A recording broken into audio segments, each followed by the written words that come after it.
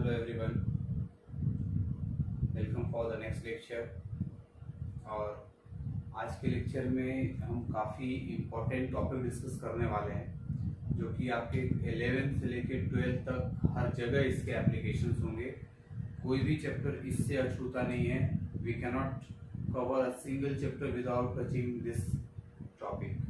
Okay, तो आज के टॉपिक में जो हम पढ़ने जा रहे हैं उसका टॉपिक का नाम है cell cycle and cell division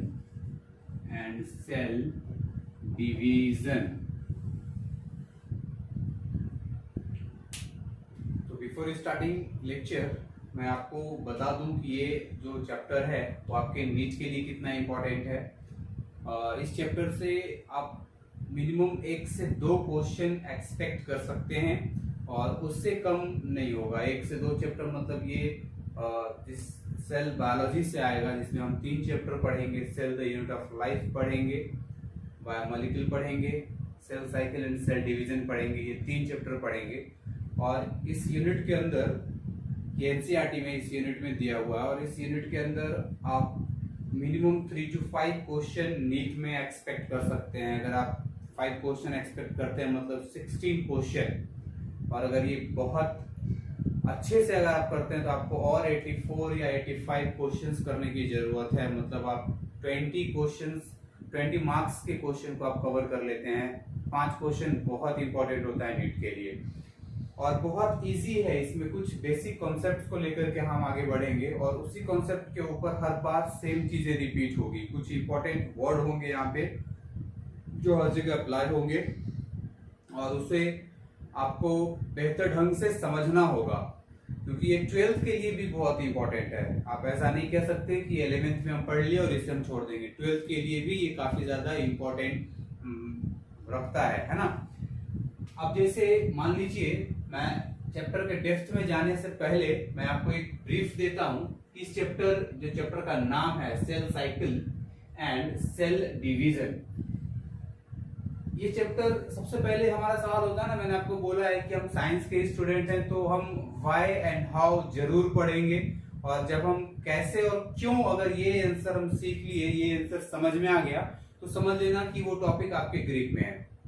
तो फिर हमारा एक सवाल होता है कि हम ये चैप्टर क्यों पढ़ेंगे, क्या जरूरत क्या है भाई, इतना पढ़ने का क्या जरूरत है, और वो भी cell cycle and cell division जिसे हम देख ही नहीं सकते, दिखता तो है नहीं, सेल ही नहीं दिखता तो फिर ये डिविजन्स कहां से दिखेंगे। लेकिन आप इस डिविजन्स को फील कर सकते हैं। एक साइक्लिक फॉर्म जो सेल का है आप उसे फील कर सकते हैं। अब सेल की साइकिल की अगर बात होती है तो भाई एक लाइफ साइकिल भी होती है, आप पढ़े होंगे। लाइफ साइकिल में आपने क्या देखा था कि भाई एक जगह से जो बॉर्न हुआ है, जिसकी ओरिजिनेशन हुई है, वो धीरे धीरे डेवलप करता जाता है। ऐसा डेवलप करता है, अगर ये पॉइंट ए पे है, छोटा है, तो बड़ा होगा और बड़ा होगा और बड़ा होगा और बड़ा होगा, शायद थोड़ा और बड़ा हो सकता है और फिर ये डेथ फेज को जाता है ना। लाइफ साइकिल में जो हमने देखा था या जो हम बचपन से पढ़ते आ रहे हैं लाइफ साइकिल के बारे में, तो ये जो साइक्लिक फॉर्म है मतलब ये एक फिक्स रूट है उस पर्टिकुलर, चाहे किसी भी साइकिल की हम बात करें, लाइफ साइकिल की बात करें, कार्बन साइकिल की बात करें, वाटर साइकिल हम बचपन में पढ़े हैं उसका बात करें, तो ये इसका जो पॉइंट है, जो इसका रोटेशन है वो फिक्स है। एक साइक्लिक फॉर्म है, साइकिल जैसा, एक पहिए के जैसा है। वो पहिया क्या होता है कि हम अगर यहां से अगर हम चलना शुरू कर रहे हैं और अब मैं इसको साइकिल ना पहिया बोलता हूं कि भाई ये मोटरसाइकिल का व्हील है या साइकिल का है, जिसे हम हिंदी में चक्का भी कह सकते हैं। तो अगर इस डायरेक्शन में अगर हम जाते हैं तो ये पॉइंट हर बार यहां पे भी टच कर सकता है। अगर पीछे करेंगे तो शायद ये पॉइंट यहां पे भी टच करेगा, ये जो पर्टिकुलर पॉइंट है यहां भी टच करेगा, यहां भी टच करेगा। मतलब ये हर एक फिक्स पाथ के बाद यहां पे एक डिस्टेंस लेने के बाद ये टच कर लेगा। तो वैसे ही ये जो चैप्टर है सेल का साइकिल हम पढ़ेंगे और इसका डिवीजन हम पढ़ेंगे। हम क्या पढ़ेंगे, सेल का साइकिल और सेल का division.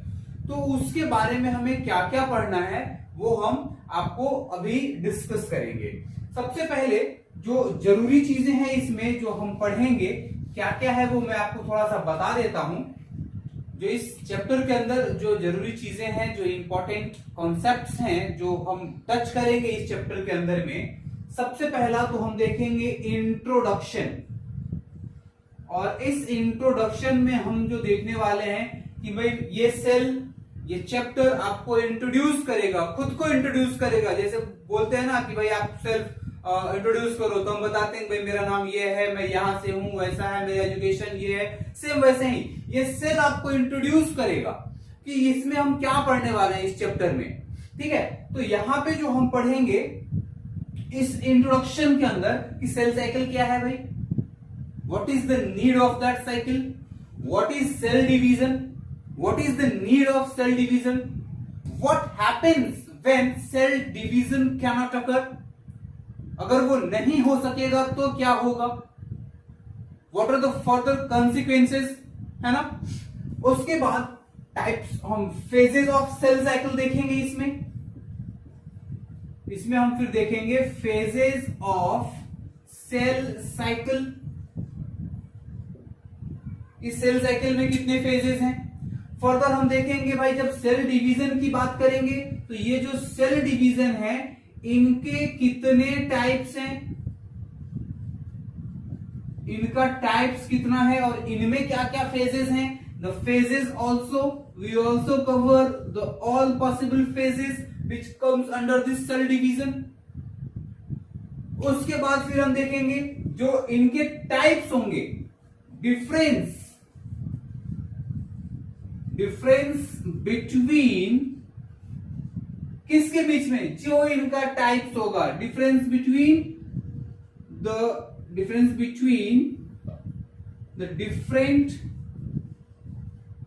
Different types of cell division. As for example जो मेन अपना होगा मियोसिस एंड माइटोसिस के बारे में डिफरेंस क्या है, जो एक बहुत ही इंपॉर्टेंट सेक्शन है आपके बोर्ड के लिए भी, चाहे वो बंदा स्टेट बोर्ड का हो या सीबीएसई बोर्ड का हो या आईसीएसई बोर्ड का हो या नीट के लिए प्रिपेयर कर रहा हो, उसके लिए ये बहुत जरूरत होगा। ओके, अब फाइनली हम लास्ट कर लेंगे भाई इनके significance. What is the need, what is the requirement, what is the significance of all kinds of cell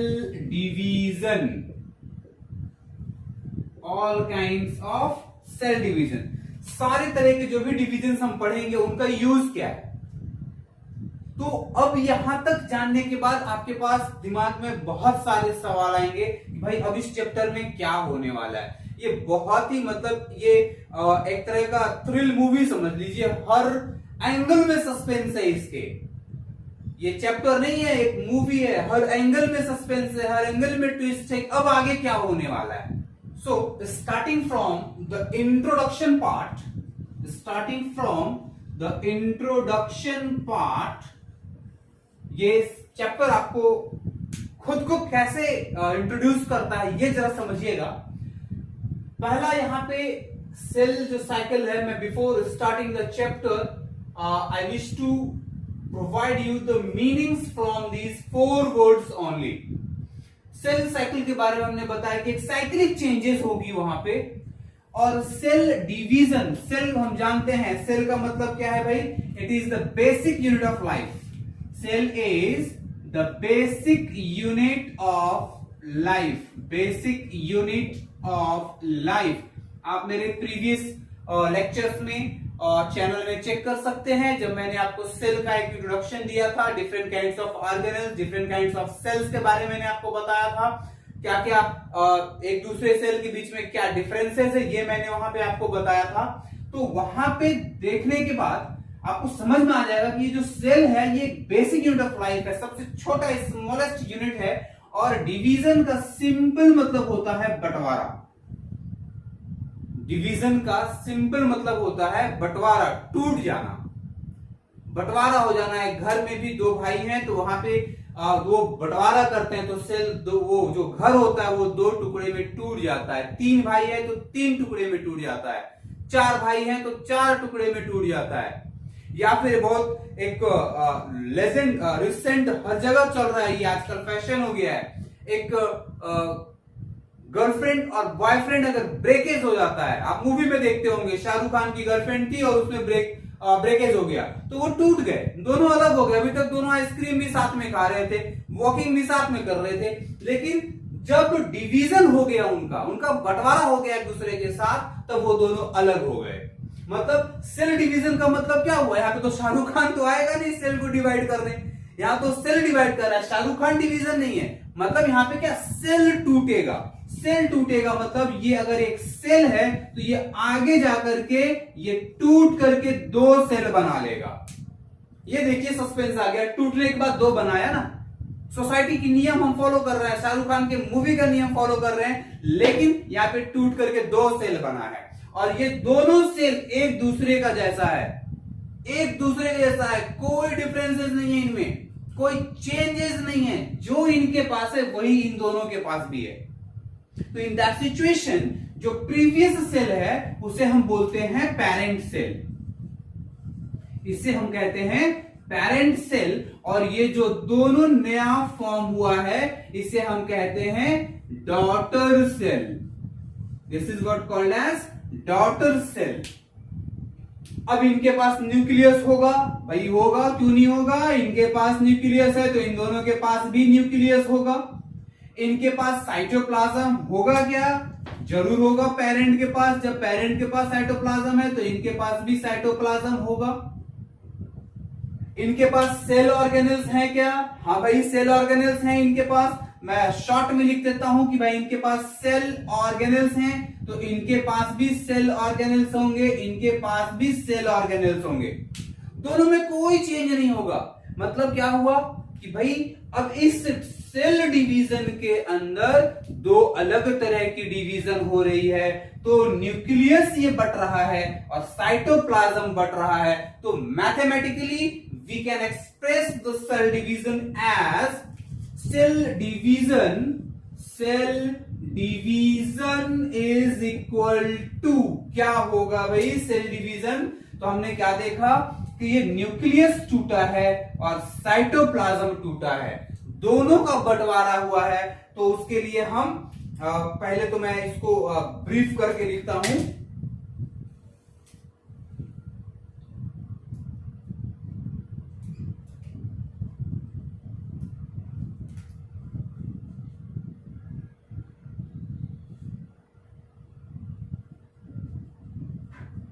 division of nucleus plus उसके बाद क्या हुआ है? Division of cytoplasm. Division of nucleus plus division of cytoplasm, दोनों का division बटा है, दोनों का डिवीजन हुआ है, दोनों का बंटवारा हुआ है एक तरह से। तो अब इस डिवीजन ऑफ न्यूक्लियस को जो हम कहते हैं, बायोलॉजिकल थोड़ा सा हार्ड टर्म डूड वाला यूज करेंगे हम लोग, वो होता है karyokinesis and the division of cytoplasm is called as cytokinesis. Now can we say the cell division, can we say that cell division is equal to karyokinesis plus cytokinesis? karyokinesis plus cytokinesis मतलब क्या हुआ? जब भी कोई एक cell divide करेगा तब वहां पर डिवीजन ऑफ न्यूक्लियस होगा और डिवीजन ऑफ साइटोप्लाज्म होगा। तब जाकर के जब दोनों चीजें अगर हो गई तब हम कह सकते हैं कि सेल डिवाइड हुआ है, सेल डिवाइड हुआ है, सेल का डिवीजन हुआ है। और जब सेल का डिवीजन होगा तो वहां का पे सेल का नंबर इंक्रीज होगा। कभी सोचते हैं आप कि आप गिर गए, यहां पे गड्ढा हो गया, बहुत जोड़ का गड्ढा हो गया, पूरा मांस बाहर आ गया और फिर से वो मांस भर जाता है। क्या वहां पे किसी ने जादू कर दिया, या दूसरे गोले से जादू आया था, कोई मिल गया से वापस आकर के कि नहीं भाई इनका हाथ यहाँ पे गड्ढा हो गया तो चलो भर देते हैं। वो तो मूवी में ही होता है, बाकी रियल लाइफ में तो ऐसा कोई सीन बना ही नहीं है कि नहीं।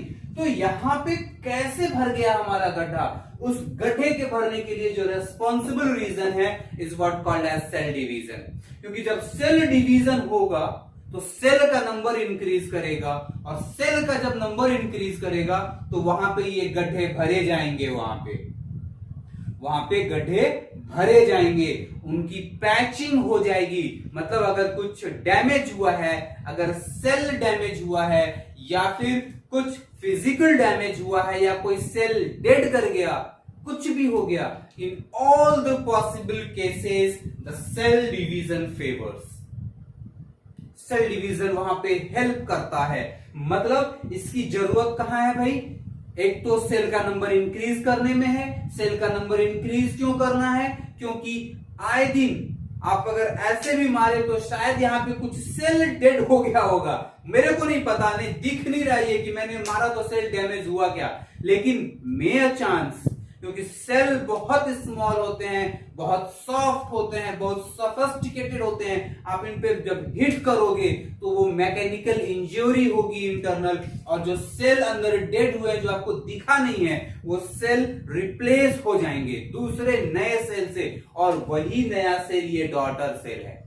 ये जो डॉटर सेल है ये दूसरा कोई सेल नहीं है, ये वही नया सेल है जो पुराने सेल की जगह लेगा। क्योंकि फिल इन द ब्लैंक्स अपनी बॉडी हमेशा करते आ रही है। अगर फिल इन द ब्लैंक्स होना बंद हो गया तो समझिए आपका लाइफ बंद होने की कगार पे है, जिसको हम सेनेसेंस फेज कहते हैं, बुढ़ापा। बुजुर्ग के केस में अगर कुछ घाव हुआ है ओल्ड एज में, तो वो जैसे दादाजी हो गए, दादी हो गई, अगर उनको कुछ जख्म होता है तो उनकी रिकवरी उतनी फास्ट नहीं होती। लेकिन अगर एक छोटे बच्चे में कुछ जख्म हुआ है, अगर वो गिर गया है, कुछ चोट लगी है, तो उसकी रिकवरी यूं हो जाती है। क्योंकि उनके केस में जो डिवीजन रेट है सबसे ज्यादा है, ग्रोथ रेट सबसे ज्यादा है, इसकी वजह से उनका जो रिकवरी रेट है वो फास्ट होता है ना। तो अब ये सेल डिवीजन, मैं आशा करता हूं कि आप समझ गए होंगे कि सेल डिवीजन का काम क्या है। सिर्फ इतना ही नहीं, कई जगह पे अगर सेल डेड भी हो गया ना तब भी उसकी जगह ले लेगा, जो डैमेज सेल हो गए उनको भी रिप्लेस कर देगा। कुछ भी अगर अनवांटेड इन्वायरमेंट क्रिएट हुआ है इनसाइड द बॉडी तो हर एक पार्ट पे ये न्यू सेल उसकी जगह ले लेगा, उसकी जगह ये डॉटर सेल्स लेंगे, जो न्यू सेल्स हैं, जो बाद में मैच्योर होकर के जो पुराने सेल डैमेज हुए हैं उन्हीं का फंक्शन करेंगे।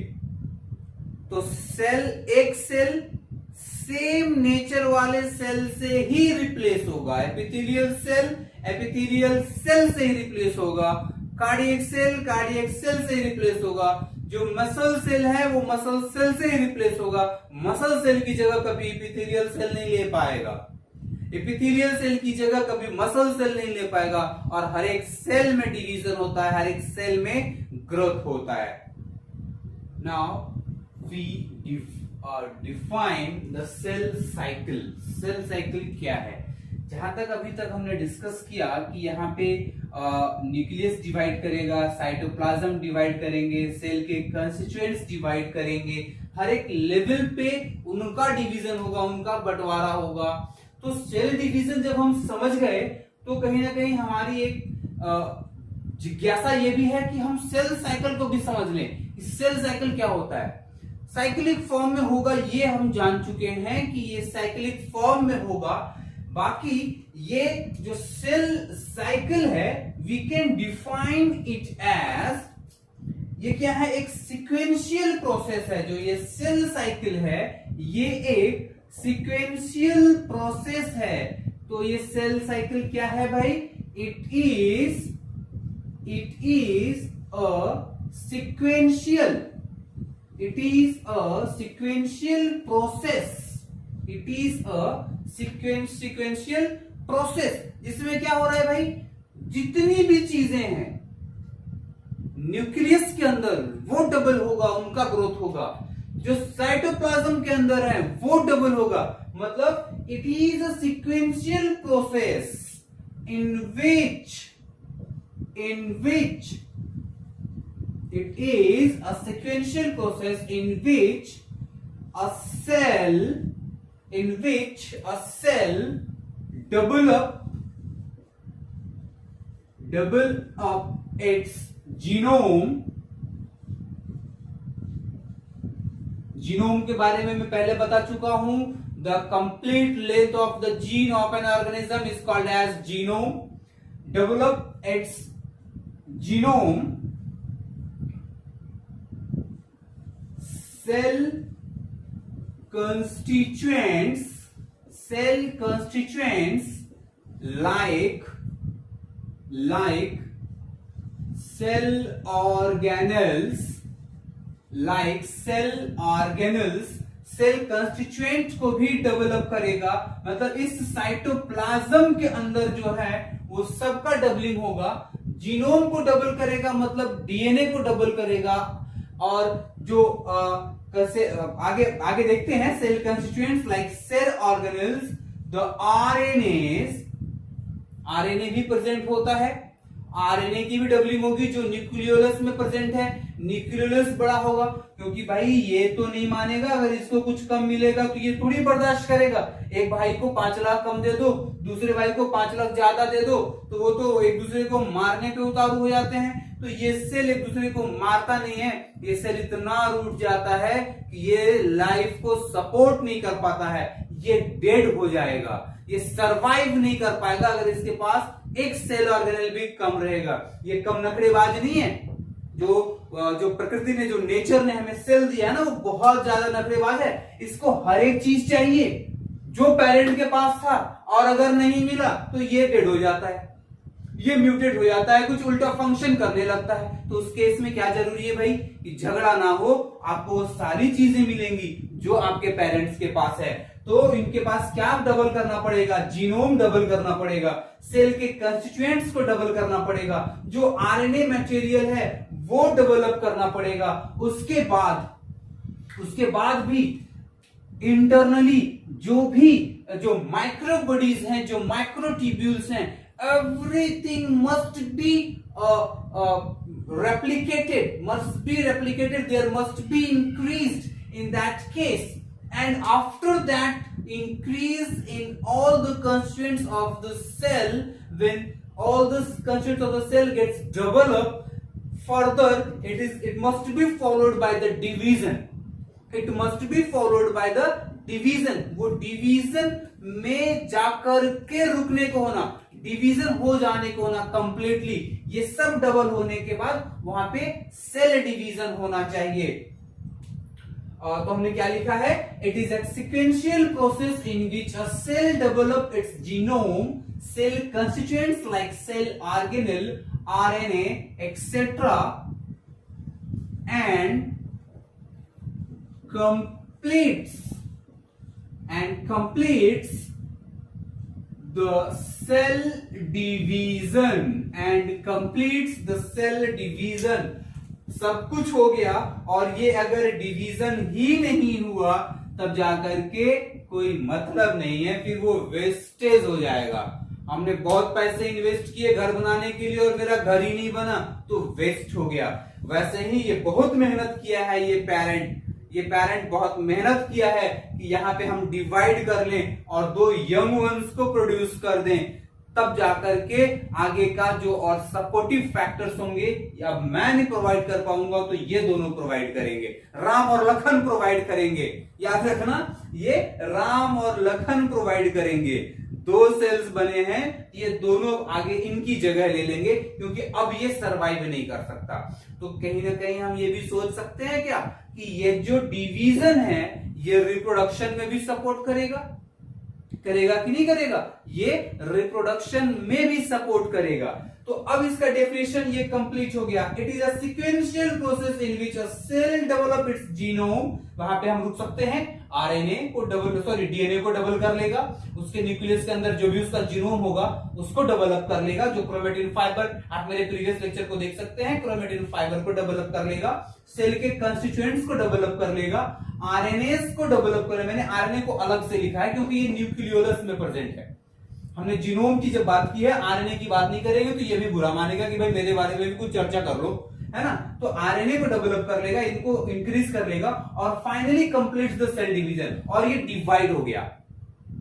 मतलब पहले तैयारी होगी, आप नीट के लिए फोकस कर रहे हो ना, तो आप पहले तैयारी करो तब जाकर के एग्जाम दोगे ना। आपने तैयारी कर लिया, एग्जाम ही नहीं दिया तो कोई मतलब तो है नहीं, कोई फायदा नहीं हुआ 2 साल प्रिपेयर करने का।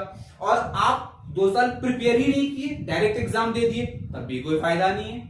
इसने प्रिपेयर ही नहीं किया कि भाई सेल डिवीजन करना है और डायरेक्ट ये डिवाइड हो गया, तो देगा किसको? एक माइटोकॉन्ड्रिया, शायद इसके पास आ जाएगा, इसके पास नहीं आएगा। इसके पास मान लो 10 क्रोमोसोम है, शायद ये ले ले, इसके पास नहीं आएगा, सरवाइव तो कोई नहीं कर पाएगा, बेनिफिट तो कहीं नहीं है। तो हम सेल से भी सीख सकते हैं पढ़ाई को लेकर के, और पढ़ाई से सेल भी सीखता है। जब एक बच्चा सीक्वेंशियल वे में पढ़ाई कर रहा है तो हमें भी एक सीक्वेंशियल वे में डिवीजन करने को होना, पूरी तैयारी के साथ, है ना। पूरी तैयारी के साथ डिवीजन करने को होना, तब जाकर के कहीं कुछ मजा आएगा और वो डिवीजन प्रॉपर होगा। तो शायद अब हम समझ चुके हैं सेल साइकिल क्या है, सेल डिवीजन क्या है। साइक्लिक फॉर्म ये डेवलप करे, कंस्टिट्यूएंट्स को बढ़ाए और फिर डिवाइड कर जाए। और सेल डिवीजन का मतलब क्या है भाई, कि सिंपल डिवीजन हो गया, टूट गए सेल। हमने शाहरुख खान का एग्जांपल लिया था, लेकिन यहां पे शाहरुख डिवीजन नहीं है तो शाहरुख टूटेगा।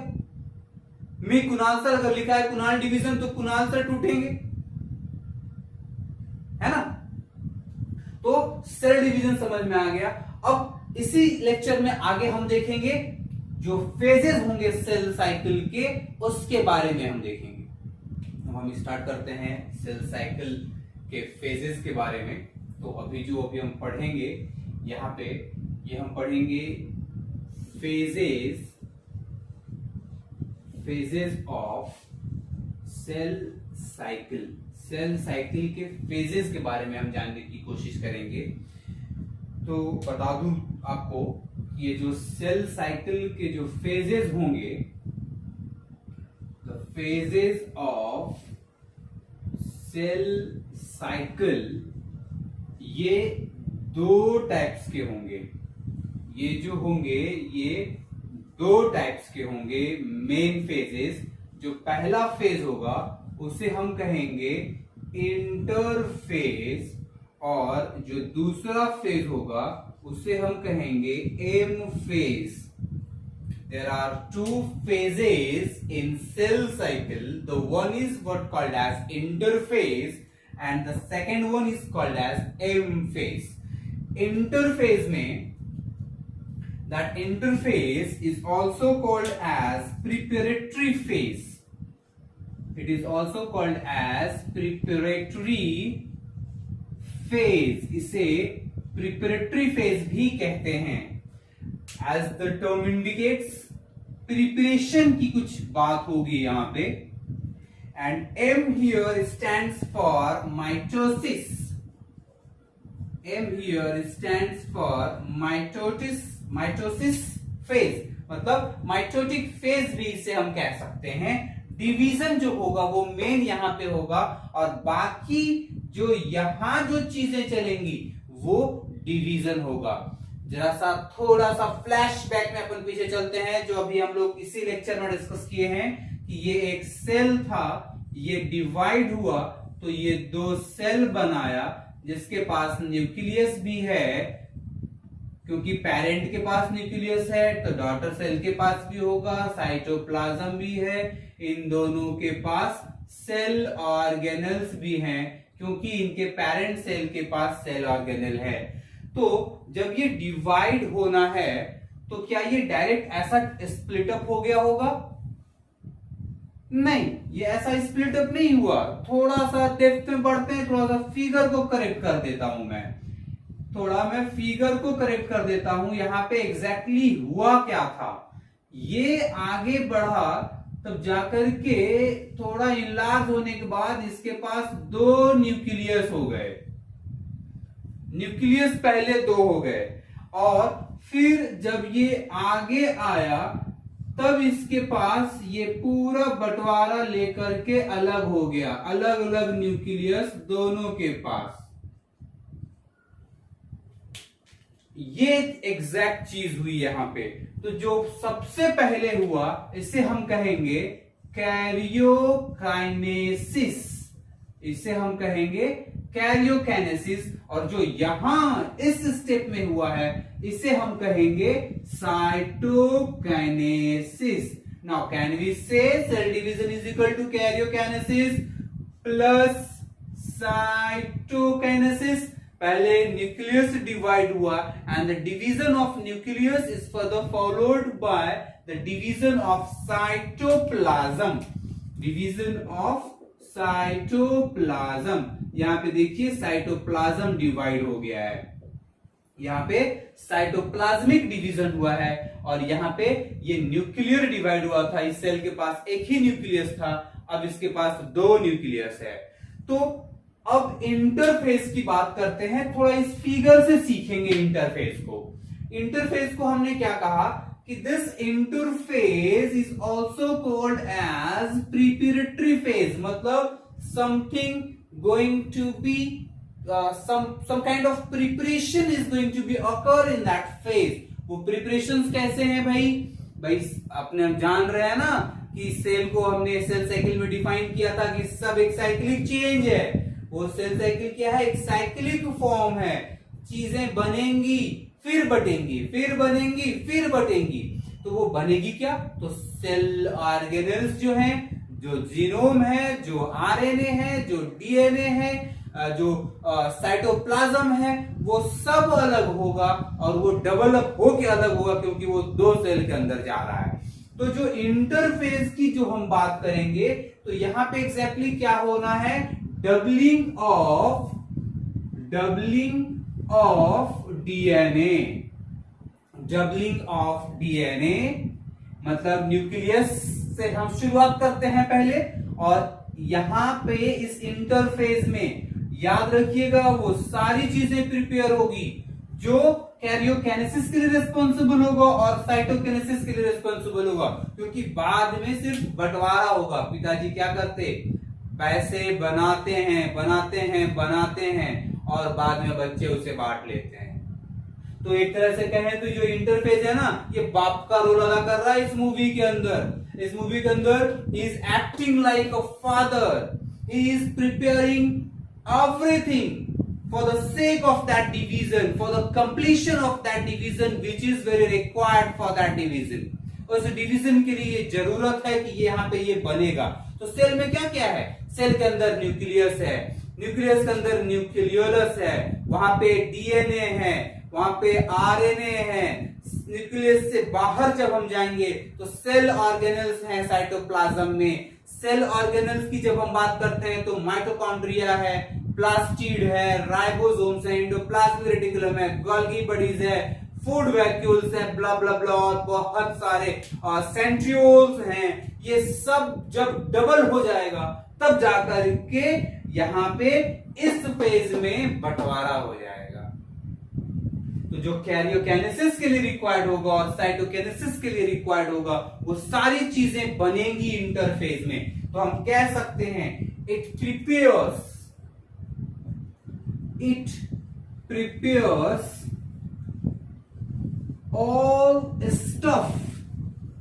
all stuffs required for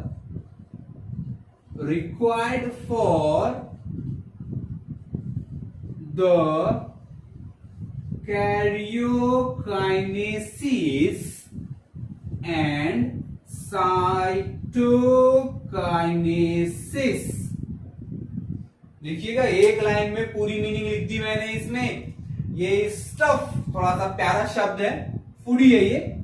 It prepares all stuffs required for the karyokinesis, very important, and cytokinesis, it is also very very important, क्योंकि यही तो होना है तभी तो डिवीजन होगा। तो साइकिल में बनेगी चीजें और बटेगी, फिर बनेगी चीजें फिर बटेगी। तो अब यहाँ पे क्या क्या बनना है मैं डिटेल में थोड़ा ऊपर ही लिख देता हूं। क्या डबल होगा भाई? डीएनए होगा, आरएनए होगा, उसके बाद अगर हम कहें तो सेल ऑर्गेनल्स भी डबल होंगे। सेल ऑर्गेनेल्स भी डबल होंगे। तो कुछ ऑर्गेनेल्स डिवाइड कर जाएंगे, वो भी माइटोटिकली डिवाइड करेंगे, टूट जाएंगे, दो बन जाएंगे। सेल ऑर्गेनेल्स कुछ फॉर्म बनाया तो नहीं जाएगा वहां पे, वो टूट जाएंगे और दो हो जाएंगे। तो सबसे पहले कैरियोकाइनेसिस के लिए जो चीजें लगेंगी, हम न्यूक्लियस से अगर हम पूछते हैं कि भाई आपके पास क्या क्या है, तो अब एक न्यूक्लियस बनाते हैं। इस पर्टिकुलर पार्ट को थोड़ा जूम कर लेते हैं, हमारा स्वार्थ यहाँ पे सिद्ध हो जाएगा। ये हो गया न्यूक्लियस। अब इस न्यूक्लियस के अंदर ये जो प्रेजेंट है ये है न्यूक्लियोलस। यहाँ पे ब्लू कलर में ही अक्षर मैं दिखाते आया हूं पानी को, साइटोप्लाज्म को, तो ये है साइटोप्लाज्म। और इस टाइम पे, डिवीजन के टाइम पे, ये थ्रेड लाइक स्ट्रक्चर जो है इसे हम बोलेंगे क्रोमेटिन फाइबर। क्रोमेटिन फाइबर इसे बोलेंगे न्यूक्लियोलस। इसे कहेंगे this is what called as nucleoplasm, the cytoplasm of nucleus, nucleoplasm। इसके अंदर प्रेजेंट है आरएनए, हैज आरएनए मतलब, और डीएनए थ्रेड की बात हो गई, आरएनए की बात हो गई, साइटोप्लाज्म अलग हो गया कैरियोकाइनेसिस। मतलब डीएनए हमने डबल कर लिया, आरएनए डबल किया, मतलब न्यूक्लियस की सारी कहानी हो गई। और सीधे हम सेल ऑर्गेनेल्स पे आ गए, तो वो सेल ऑर्गेनेल्स यहाँ साइटोप्लाज्म के अंदर प्रेजेंट है। जो सेल ऑर्गेनेल्स की हम बात कर रहे हैं वो यहाँ साइटोप्लाज्म में है, ये यहाँ प्रेजेंट है बिफोर डिवीजन। तो इंटरफेस तक की बात जब प्रिपेयर हो रहा है, यहाँ पे प्रिपेयर जब हो रहा है तो ये इंटरफेस की बात हो रही है। और जब डिवीजन होना शुरू हो गया तो ये सेल डिवीजन की बात हो गई। मतलब थोड़ा सा फिर देख लें, ये जो फेज है, ये जो सेल जो अभी तक डिवाइड होना शुरू नहीं हुआ, हम कहेंगे कि इट रिसाइड्स इन इंटरफेज। कहां है भाई? तो ये इंटरफेज में है। और बाकी ये जो दोनों है भाई साहब, ये कहां पे हैं? तो ये कहेंगे कि मैं एम फेज में हूं। मैं कहां हूं? तो मैं एम फेज में हूं। एम फेज में हूं क्योंकि मैं डिवाइड होना शुरू कर दिया मैंने। मैं अब किसी का वेट नहीं कर रहा हूं, मैं डिवाइड करना जा रहा हूं और किसी की जरूरत नहीं है मुझे, मेरे पास सारी चीजें हो गई हैं। तो ये जो सेल्स जो आगे बढ़े हैं वो एम फेज में हैं और बाकी ये इंटरफेज में। ये प्रिपेयर किया, बाप प्रिपेयर करता है कि बंटवारा कैसे होगा। बाप कुछ संपत्ति ही नहीं बनाएंगे तो बंटवारा कैसे होगा भाई? कैसे करेंगे, क्या बांटेंगे जब कुछ है ही नहीं तो? और पिताजी ने जो बना के रखा है, जमा करके रखा है, जो फिक्स करके रखा है बैंकों में, वही तो बटेगा ना। तो वो सारी चीजें यहां होगी इंटरफेज में। मतलब in this phase, that particular phase is acting as a father, it is behaving like a father, is taking a role of father. अब जब सब चीजें बन गई हैं तब ये एम फेज की बात आएगी। ये कुछ नहीं करेगा, कैरियोकाइनेसिस हो जाएगा। इस एम फेज में क्या हो जाएगा भाई? यहां पे हो जाएगा karyokinesis, karyokinesis followed by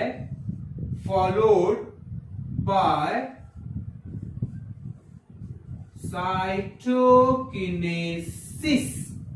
Karyokinesis is followed by cytokinesis. पहले कैरियोकिनेसिस होगा, बाद में साइटोकिनेसिस होगा। पहले न्यूक्लियस डिवाइड हुआ है, तब जाकर के साइटोप्लाज्म डिवाइड हुआ है। तो ये एक व्यू हमने पढ़ लिया कि इंटरफेस में क्या होना है। हर एक चीज होना है, जो भी रिक्वायरमेंट होगी हर एक चीज बनेगी। एनर्जी तक बनेगी, क्योंकि हर एक काम करने के लिए एनर्जी चाहिए। In the source of ATP, in the form of ATP, तो एटीपी भी बन जाएगा। मतलब हर एक चीज जितनी जरूरत है, जितनी भी जरूरत है, सब प्रिपेयर होगा यहाँ पे। इसके लिए इस इंटरफेज को प्रिपेरेटरी फेज कहते हैं।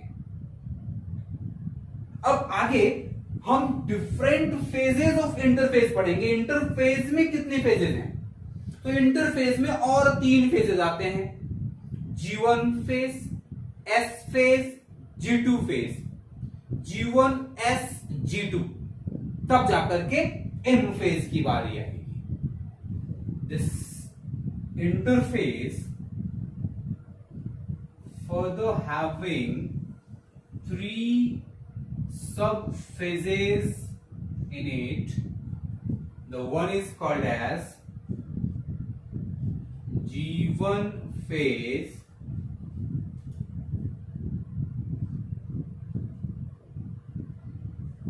S phase, G1, S and G2 phase. ये 3 फेजेस होंगे। अभी तक हमने क्या देखा? ये इंटरफेज है, पप्पा है भाई, सबसे ज्यादा मेहनत कर रहा है। मतलब एक तरह से हम कह सकते हैं the cells which are in interface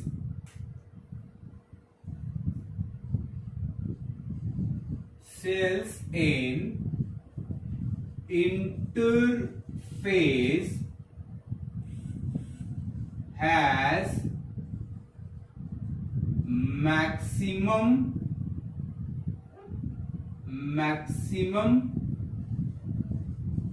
metabolic rate। सबसे ज्यादा मेटाबॉलिकली एक्टिव होता है वो सेल, सबसे ज्यादा एक्टिव होता है। तो अब इस इंटरफेज में 3 फेज हमने दिया, G1 phase, S phase, G2 phase. और पहले हमने क्या डिस्कस किया कि इंटरफेज पप्पा फेज है, पप्पा जैसा बिहेव कर रहा है, मतलब सारी चीजें प्रिपेयर कर रहा है, वो डीएनए, वो आरएनए, वो सेल ऑर्गेनेल सब डेवलप कर रहा है। तो यहां पे मैं बता दूं कि that S represents, it stands for synthesis, it stands for synthesis. So in that S phase, synthesis of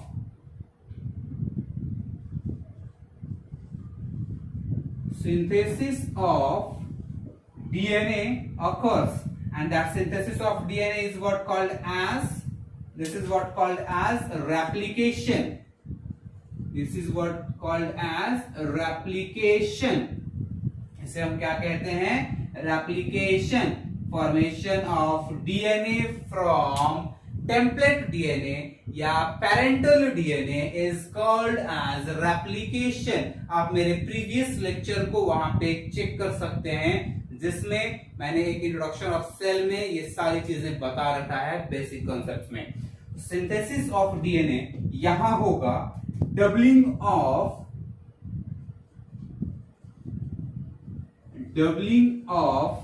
centrioles, मतलब सेंट्रियोल्स टूट करके 2 हो जाएंगे, जोड़ा बन जाएगा उनका। तो यहां पे G1 फेज में क्या हुआ भाई? G stands for gap, that particular G stands for gap, gap 1 phase, synthetic phase, gap 2 phase। तो अब इस G1 फेज में क्या होगा भाई? यहां पे इस G1 फेज में जो कहानी चलेगी, यहां पे कुछ ऐसी बात होगी, यहां पे होगा ट्रांसक्रिप्शन, यहां पे होगा ट्रांसक्रिप्शन, मतलब डीएनए से आरएनए का formation, the formation of DNA from RNA, RNA से डीएनए के फॉर्मेशन को हम कहते हैं ट्रांसक्रिप्शन। अब ये आरएनए 3 टाइप्स के होते हैं, मतलब that is tRNA, mRNA and ribosomal RNAs are form. और क्या होगा भाई? यहां पे formation of ATP, amino acid, nucleotides, etc. These all occurs in that gap 1 phase. ये सब कहां होगा? ये सब होगा गैप 1 फेज में। कहां होगा? गैप 1 फेज में। क्यों? क्योंकि डीएनए तो यहां बन रहा है और ये जो डीएनए है, डीएनए के फॉर्मेशन के लिए न्यूक्लियोटाइड्स की रिक्वायरमेंट होगी। डीएनए के फॉर्मेशन के लिए न्यूक्लियोटाइड्स की रिक्वायरमेंट होगी and that nucleotides is being formed in that gap 1 phase. अब क्या बचा? यहां पे जो भी जरूरी चीजें हैं, proteins, amino acid, nucleotides, ATP, सब यहां बन जाएगा। ट्रांसक्रिप्शन हो जाएगा, टीआरएनए, एमआरएनए, आरआरएनए, सब transfer RNA, messenger RNA, ribosomal RNA, ये सब गैप 1 फेज में फॉर्म हो जाएंगे। एस फेज में क्या होगा? सिंथेसिस ऑफ डीएनए हो जाएगा, डबलिंग ऑफ सेंट्रियोल्स हो जाएगा। तो अब बचता क्या है? तो भाई सेल ऑर्गेनेल्स बच रहे। अभी भी सेल ऑर्गेनेल्स डबल नहीं हुआ क्योंकि सेल ऑर्गेनेल्स का भी तो बंटवारा होना है। तो यहां इस गैप 1 फेज में मैं ये फिगर मिटा देता हूं। इन दिस गैप 1 फेज, इस गैप 1 फेज में क्या होगा? Here occurs doubling of cell organelles